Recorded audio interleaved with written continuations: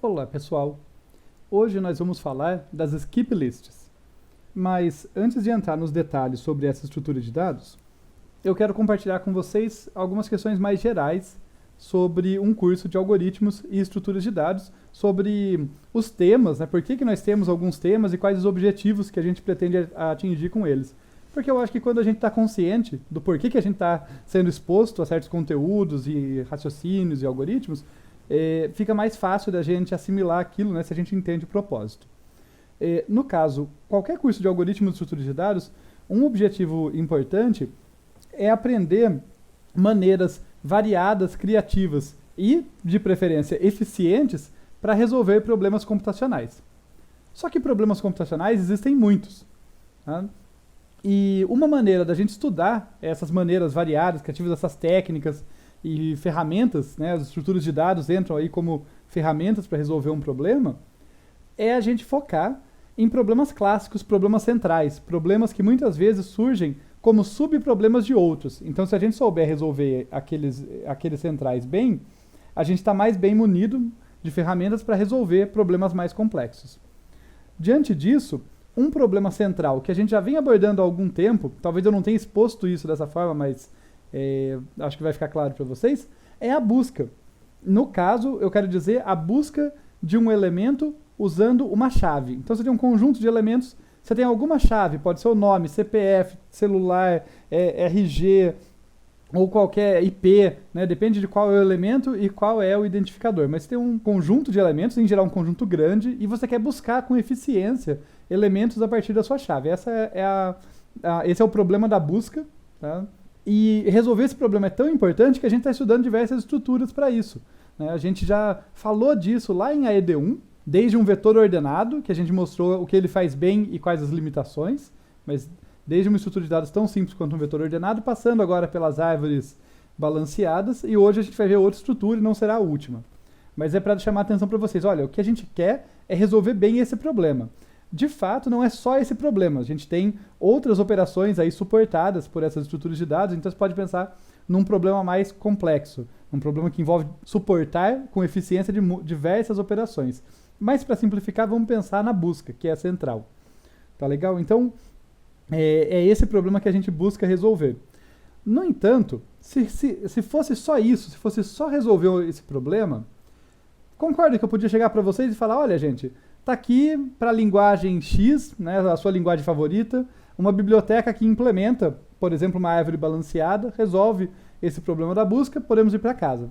Não é só isso. Vocês são cientistas da computação, engenheiros da computação, vocês têm que ter um conhecimento a mais de como as coisas realmente funcionam, não só pela curiosidade, para saber mexer lá dentro da estrutura, não usar apenas biblioteca, não ficar refém de apenas usar bibliotecas, mas também porque em outras situações em que você tiver que resolver uma busca modificada, uma busca com algo peculiar, situações específicas, ou outros problemas que a princípio não tem nada a ver com a busca, vocês ainda possam lançar mão das estruturas de dados fundamentais que a gente estudou, das técnicas de projetos de algoritmos que a gente estudou. Feito toda essa introdução, por quê? Porque as skip lists vão ser a primeira e acho que a única estrutura de dados aleatorizada que a gente vai ver para resolver o problema da busca. E o uso de aleatoriedade é uma dessas ferramentas que podem ser utilizadas para muitos propósitos. A gente não vai ser o último algoritmo aleatorizado que a gente vai ver, tá? Mas para a busca vai ser essa estrutura aleatorizada que eu vou apresentar. Até por isso que eu gosto muito dela e gosto de apresentar a vocês, porque a ideia, então sumarizando toda essa introdução, não é só fazer vocês estudarem coisas clássicas por estudar, mas é vocês entrarem em contato com ferramentas que possam ser úteis em outra situação. O uso de aleatoriedade na computação é uma dessas ferramentas poderosas. E aqui a gente vai ver um exemplo de uso dela. Tá legal, então fiz essa introdução. Vamos então atacar aqui essa estrutura específica, o que são essas skip lists. Tá? Como elas têm lists no nome, a gente pode imaginar que elas envolvam listas ligadas que a gente já estudou. Tá legal, então vamos começar aqui pensando como seria se eu quisesse usar uma lista ligada ordenada, tá? Especificamente aqui uma lista ligada ordenada, para implementar uma tabela de símbolos. A ideia seria mais ou menos assim. Eu tenho aqui um campo apontador para minha lista, ela aponta para o primeiro nó, que por sua vez aponta para o segundo. Vou fazer uma lista curtinha aqui, tá, gente? Que aponta para o terceiro. Essa aqui é uma estrutura de dados clássica que a gente viu lá em AED1. Só relembrando para vocês rapidamente, aqui minha lista com apenas 3 elementos. Estou supondo que ela não tem na cabeça nesse momento. E eu vou colocar algumas chaves aqui que são inteiros, só para dar um exemplo, tá? Então vem aqui 1, 7 e aqui o 20.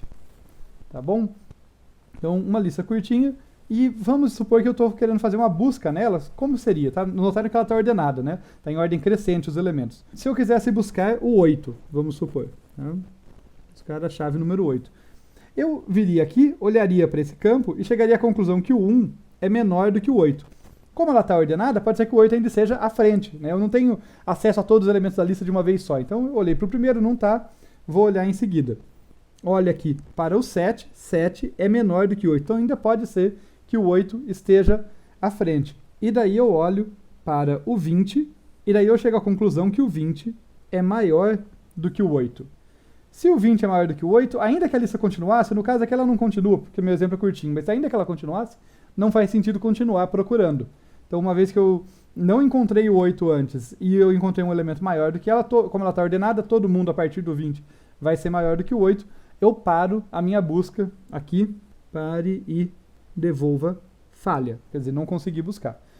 Tá legal. Notem que dá para implementar, né? Primeira coisa, observando aqui, uma lista ligada ordenada é uma implementação possível para uma tabela de símbolos. Consegue operar, pelo menos com a operação mais fundamental que é a busca, a gente consegue fazer.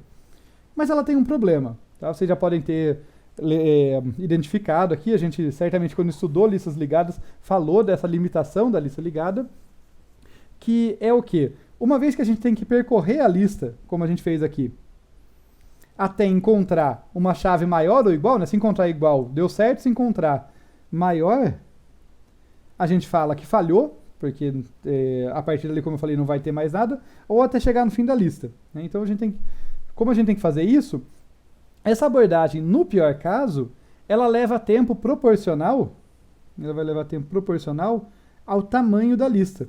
Tá? Por isso que ela não é eficiente.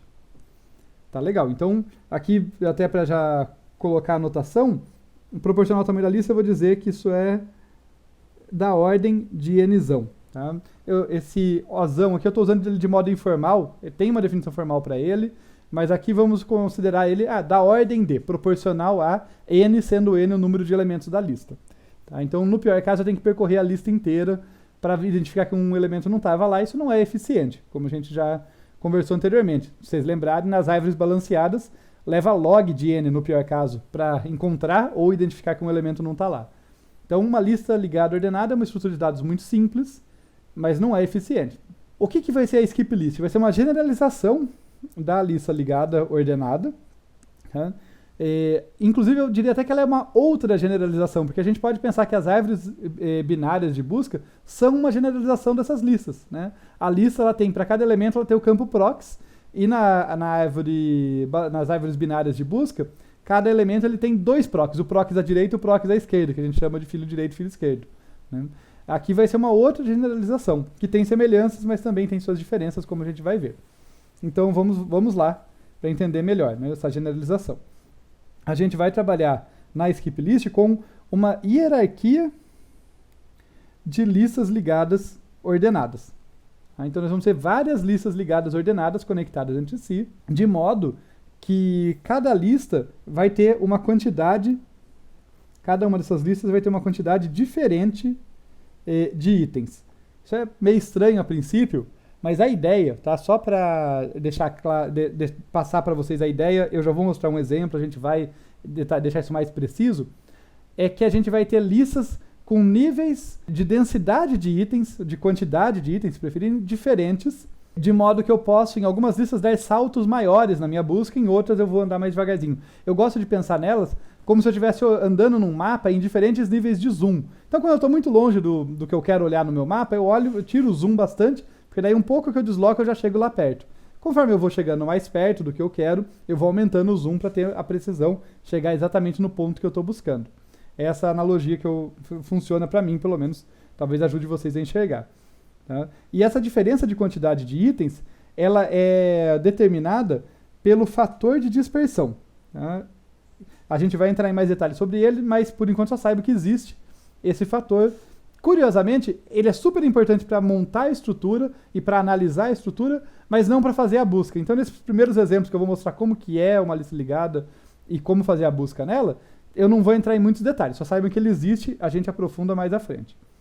Então, tá bom, feita essa introdução, vamos lá ao nosso exemplo, vamos construir esse exemplo. A implementação mais simples aqui de lista ligada, ela vai trabalhar com um nó cabeça generalizado aqui, que eu vou desenhar para vocês.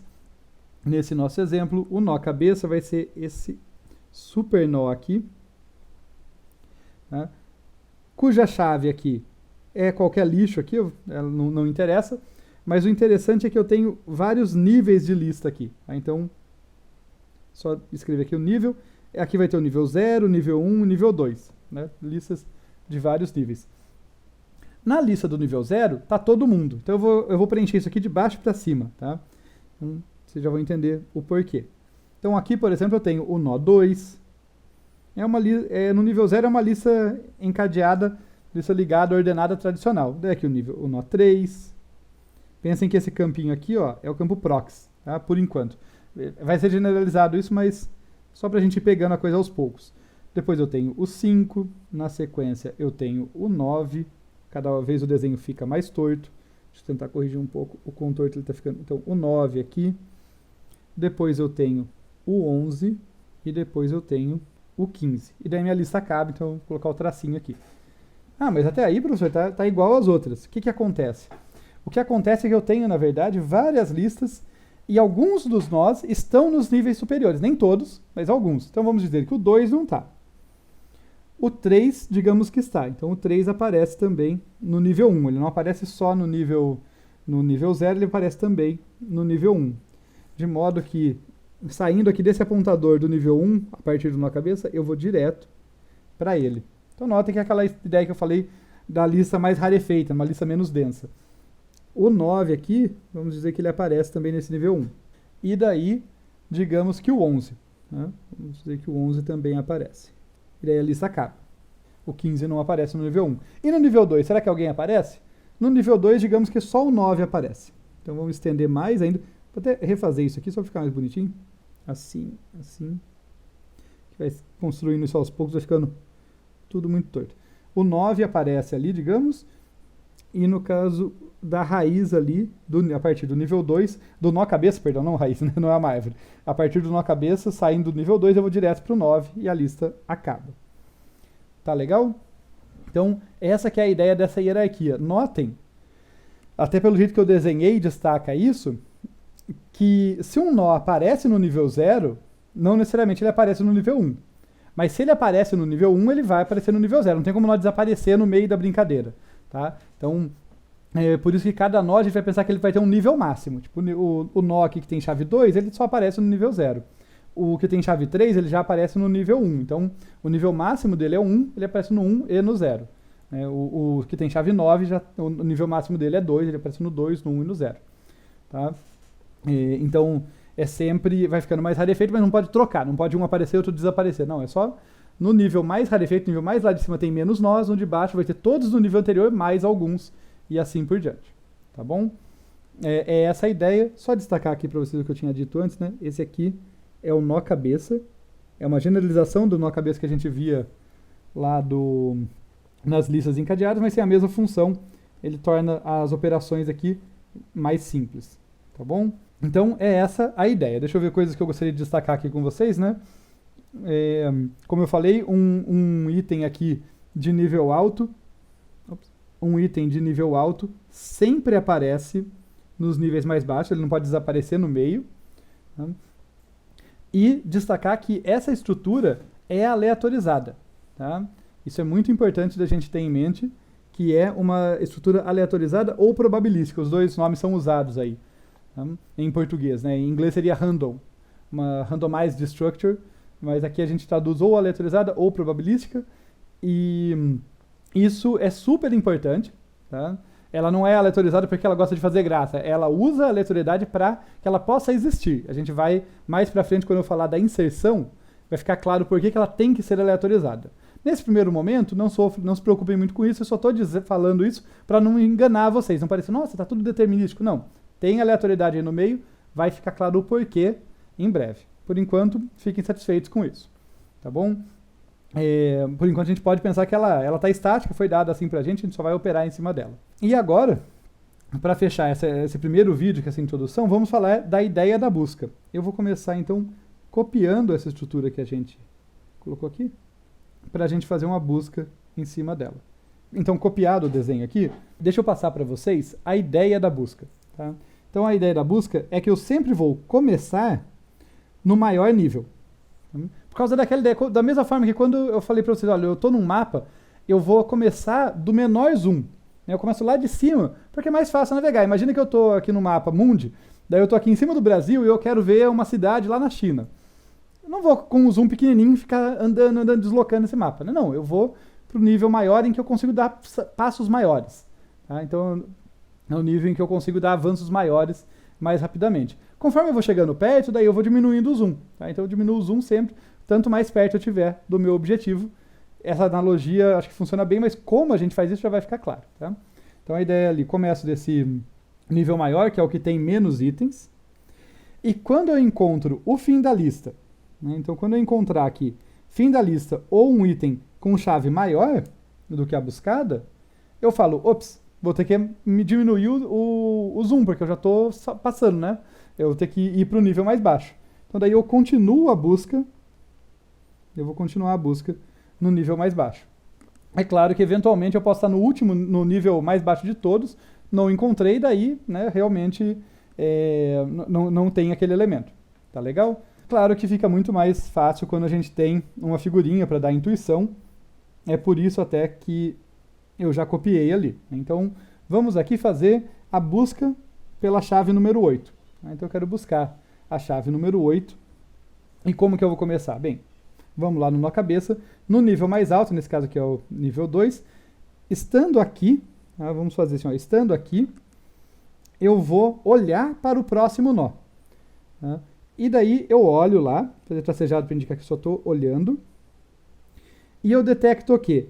Que 9, note que eu estou olhando para o próximo nó, tá? Para ficar mais organizado eu fiz reto aqui, mas eu estou interessado na chave dele. Então eu vou olhar para o 9, ali embaixo, e vou falar, olha, 9 é maior do que 8 que eu estou buscando. Então, se eu for para cá, eu já sei que, olha, tudo que tem para cá vai ser maior do que maior ou igual a 9, que portanto é maior do que 8, não vou achar nada.